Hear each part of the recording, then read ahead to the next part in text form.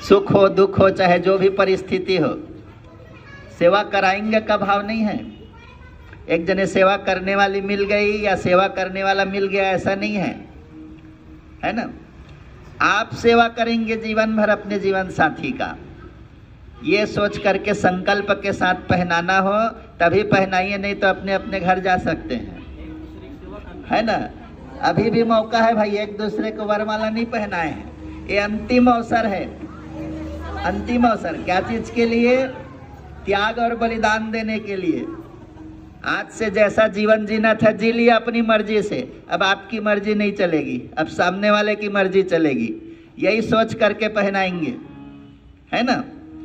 और ऐसा ही यदि पसंद हो कि जीवन साथी के अनुसार से जीवन भर चलने का मन हो, तभी पहले कन्या पहना दें फिर वर महोदय। चलिए पहनाइए। ओम परिधास्य यशोधास्य दीर्घायुत्वाय जगदशम तजीवामि सरदः पुरुचिराय स्पशंबेशे। ओम मंगलम भगवान विष्णु मंगलम गरुड़ध्वजा मंगलम पुंडरीकाक्षो मंगलाय तनो हरि। ये अक्षत पुष्प ले लिए ना वर महोदय जी। यहाँ पर जितने लोग बैठे हुए हैं सभी लोग ध्यान से सुनेंगे, जिनका भी विवाह हो गया है उन लोग भी ध्यान से सुने, क्योंकि घर परिवार में बीच बीच में कुछ कुछ खटर पटर होते रहता है ना, तो ना हो। घर परिवार स्वर्ग तुल्य रहना चाहिए। तो जो भी कमियां हैं इस संकल्प के माध्यम से दूर करेंगे। और जिनका विवाह नहीं हुआ है लेकिन भविष्य में यदि करने की इच्छा रखते हैं तो इन संकल्पों का ध्यान रखेंगे। इन संकल्पों को यदि पालन करने की सामर्थ्य हो तभी जो है विवाह करना चाहिए। बोले यज्ञ भगवान की जय, बोले गणेश भगवान की जय, बोले गौरी मैया की जय। सर्वप्रथम वर महोदय की प्रतिज्ञा है और वर महोदय जी स्वीकार हो तो दाहिना हाथ ऊपर उठाएंगे, ठीक है। हम यहाँ से आपका प्रतिज्ञा पढ़ रहे हैं। पहला है, आज से धर्म पत्नी को अर्धांगिनी घोषित करते हुए उनके साथ अपने व्यक्तित्व को मिलाकर एक नए जीवन की सृष्टि करता हूँ। अपने शरीर के अंगों की तरह धर्म पत्नी का ध्यान रखूंगा। ध्यान रखेंगे भाई? हाँ ठीक है। ध्यान नहीं रखने से ही गड़बड़ाता है भाई, है ना। जो खटपट होती है क्यों होती है? एक दूसरे में तकरार क्यों होती है? एक दूसरे का ख्याल नहीं रखने से होता है। इसलिए स्वयं कष्ट सह जाओ लेकिन जीवन साथी को कोई तकलीफ नहीं होना चाहिए, उनका पूरा पूरा ध्यान रखना चाहिए। प्रसन्नता पूर्वक गृह लक्ष्मी का महान अधिकार सौंपता हूँ और जीवन के निर्धारण में उनके परामर्श को महत्व दूंगा। हाँ देखिए, हमने आपको माल्यार्पण करने के समय कहा था ना, जीवन साथी के रूप में चयन करके आप माल्यार्पण करने जा रहे हैं तो जीवन भर सेवा करेंगे तो आप सदैव उनके परामर्श के बिना कोई काम नहीं करेंगे भाई, सदैव परामर्श लेके काम करेंगे। स्वीकार है? हाँ ठीक। रूप स्वास्थ्य स्वभावगत गुण दोष अज्ञान जनित विकारों को चित्त में नहीं रखूंगा, उनके कारण असंतोष व्यक्त नहीं करूंगा, स्नेह पूर्वक सुधारने या सहन करते हुए आत्मीयता बनाए रखूंगा, पत्नी का मित्र बन करके रहूंगा, पूरा पूरा स्नेह देता रहूंगा, इस वचन का पालन पूरी निष्ठा और सत्य के आधार पर करूंगा। स्वीकार है भाई? पत्नी के लिए जिस प्रकार पतिव्रत की मर्यादा कही गई है उसी दृढ़ता से स्वयं पत्नी व्रत धर्म का पालन करूंगा। चिंतन और आचरण दोनों से ही पर नारी से वासनात्मक संबंध नहीं जोड़ूंगा। स्वीकार है भाई वर महोदय? गृह व्यवस्था में धर्म पत्नी को प्रधानता दूंगा। आमदनी और खर्च का क्रम उसकी सहमति से करने की गृहस्थोचित जीवनचर्या अपनाऊंगा। मतलब आपने उनको गृह लक्ष्मी का पद दिया है तो आपको कमाने का अधिकार है भाई, खर्च करने का अधिकार नहीं है। उनसे बगैर पूछे कोई खर्च नहीं करिएगा, ठीक है। तो हाथ उठा के कहिए तब न मानेंगे। धर्म पत्नी की सुख शांति तथा प्रगति सुरक्षा की व्यवस्था करने में अपनी शक्ति और साधन आदि को पूरी ईमानदारी के साथ लगाता रहूंगा। अपनी ओर से मधुर भाषण और श्रेष्ठ व्यवहार बनाए रखने का पूरा पूरा प्रयत्न करूंगा। मतभेदों और भूलों का सुधार शांति के साथ करूंगा। किसी के सामने पत्नी को लांछित और तिरस्कृत नहीं करूंगा। मतलब यदि कोई गलती भी हो जाती है तो पर भी आत्मीयता के साथ में आपको बोलना है, ठीक है ना भाई। क्रोधपूर्ण बात आपको वचन नहीं कहना है, आपको इसीलिए मधुपर्क कराया गया है, मधुरस पिलाया गया है ना, मधुर वाणी बोलने के लिए, ठीक है। आपने भली भांति सुना समझा देखा परखा, उसके बाद इस बंधन में बंधना स्वीकार किया है, इसलिए सदैव आत्मीयता के साथ गृहस्थ का संचालन करेंगे, ठीक है। हाथ उठाइए। पत्नी के असमर्थ या अपने कर्तव्य से विमुख हो जाने पर भी अपने सहयोग और कर्तव्य पालन में रत्ती भर भी कभी नहीं रखूंगा। मतलब ये कि जैसे यदि कुछ उनसे कुछ नियम में गलती होता है तो ये नहीं कहेंगे कि वो नियम तोड़ दी है तो मैं भी तोड़ दूंगा। आप अपने कर्तव्य पालन में रत्ती भर भी कमी नहीं रखेंगे। ठीक है, स्वीकार है?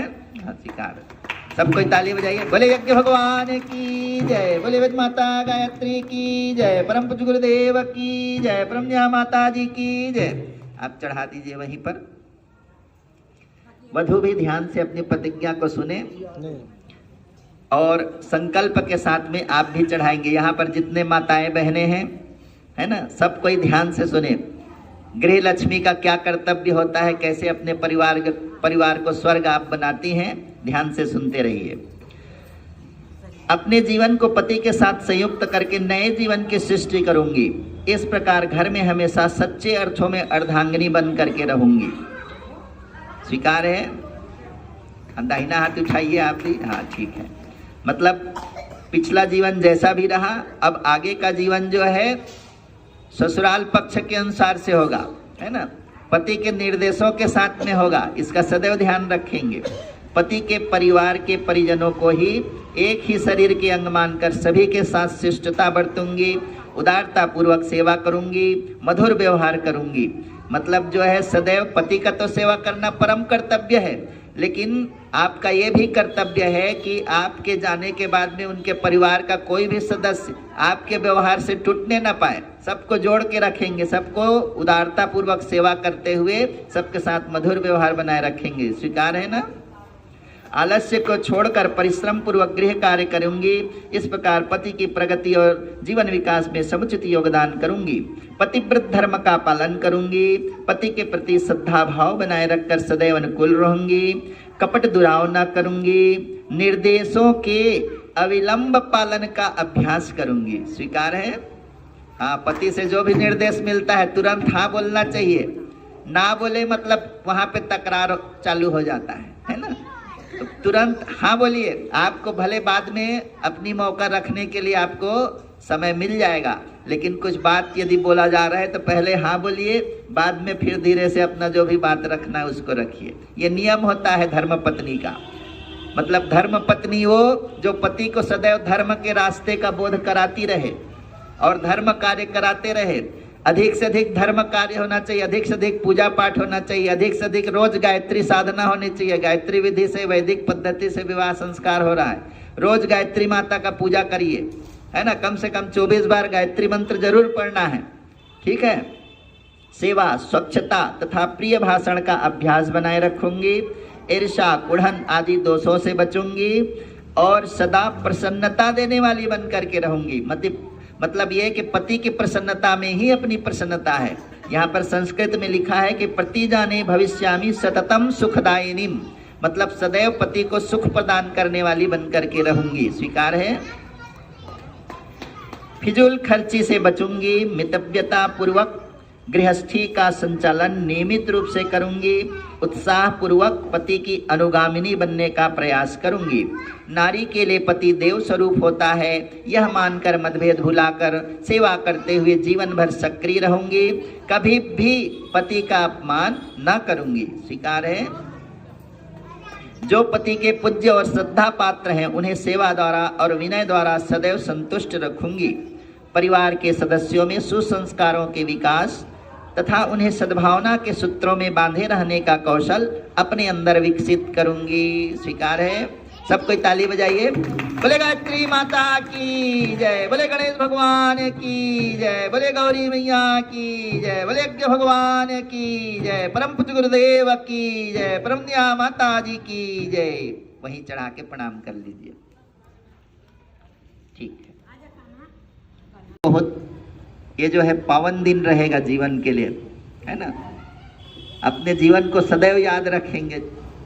4 फरवरी है ना, और इस 4 फरवरी को क्या संकल्प ले रहे हैं? विवाह दिन के शुभ अवसर पर संकल्प जो है ऐसा लें कि जीवन भर याद रखें। और यदि अपने में कुछ गलती है तो इसको यज्ञ भगवान के सामने चढ़ा देना है। तो इसीलिए इसको प्रायश्चित आहुति बोलते हैं। खान पान को भी अच्छा रखना चाहिए। जैसा खाए अन्न वैसा बने मन, है ना। मन का निर्माण होता है, इसलिए खान पान को भी अच्छा रख सकते हैं। तो 24 बार तो गायत्री मंत्र बोलना ही है, आप लोगों ने कहा है, ठीक है ना। बोलेंगे ना भाई दोनों? हाँ, 24 बार रोज बोलेंगे, अधिक से अधिक जितना करें, लेकिन कम से कम 24 बार जरूर बोलेंगे। दूसरी बात ये है कि खान पान कैसा है, शाकाहारी मांसाहारी दोनों है, और वधू का भी दोनों है। तो आज से देखिए, बढ़िया गायत्री विधि से संस्कार हो रहा है, तो आपका पैसा भी बचेगा उसमें। और मेडिकल साइंस के अनुसार से हमारी जो आंतों की बनावट है, आप किसी भी मेडिकल डॉक्टर से पूछ लीजिएगा कि शाकाहारी लोगों का बनावट जो है अलग होता है, आंत की बनावट, और मांसाहारी प्राणियों की जो आंतों की बनावट है अलग है। वो मजबूरी में पचाता है बेचारा जो कुछ भी है, लेकिन जो दीर्घायु जीवन जीते हैं, स्वस्थ जीवन जीते हैं, वे सदैव शाकाहारी ही ज़्यादा दीर्घायु और स्वस्थ रहते हैं। उनका पैसा भी बचता है, तो पैसा भी बचता है, साथ ही शरीर भी स्वस्थ रहता है, आयु भी बढ़ता है। और धार्मिक रीति से तो जो है शाकाहारी लोग अच्छे माने ही जाते हैं। तो आपको स्वीकार है तो दाहिना हाथ उठाइए, और वधू को, हाँ सब लोग ताली बजाइए भाई। आज से उन्होंने इस विवाह संस्कार के अंतर्गत एक संकल्प लिया कि आज से मांसाहार को उन दोनों ने त्याग दिया, ठीक है ना भाई। बधाई के पात्र हैं, और जीवन में श्रेष्ठ काम करते हुए आगे बढ़ेंगे। गायत्री माता की साधना, गायत्री माता की साधना सहज साधना नहीं है भाई। गायत्री माता की साधना जो है ब्राह्मणों की साधना है। विश्वामित्र ऋषि क्या थे? पहले राजा थे, छत्री थे ना, राजा थे वो विश्वामित्र ऋषि। अब बाद में गायत्री मंत्र को ऐसे जपे कि भगवान राम भी उनको गुरु रूप में स्वीकार किए, इतिहास गवाह है। तो इसलिए अपने जीवन को अच्छा बनाने के लिए आप लोग आगे बढ़े हैं, बधाई के पात्र हैं। चलिए आइए इसी कामना से एक बार आहुति समर्पित करें। ओम तम नो अग्ने वरुणस्य विद्वान देवस हेडो यशिष्ठा यजिष्ठो वह्नितमसो सुचानो विश्वादे स्वागम से प्रग्नस्मत स्वाहा।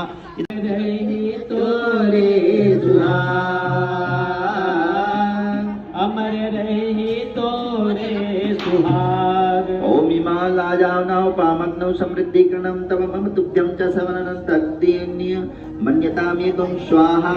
इदं मग्ने इदं नमः। ओम चतुर्मुखस्थो ब्रह्मा चतुरो वेद संभा चतुर्वगा प्रवर्तन्ते तेषां साक्षी प्रदीयतां तरे भावर परि के मोर देवे अंगे नामा, देवे अंगे नामा। ब्रह्मा जी के मिले आशीर्वाद, ब्रह्मा जी के मिले आशीर्वाद। सृजन बुद्धि तोरे बेटी दिने दिने बाढ़े, दिने दिने बाढ़े।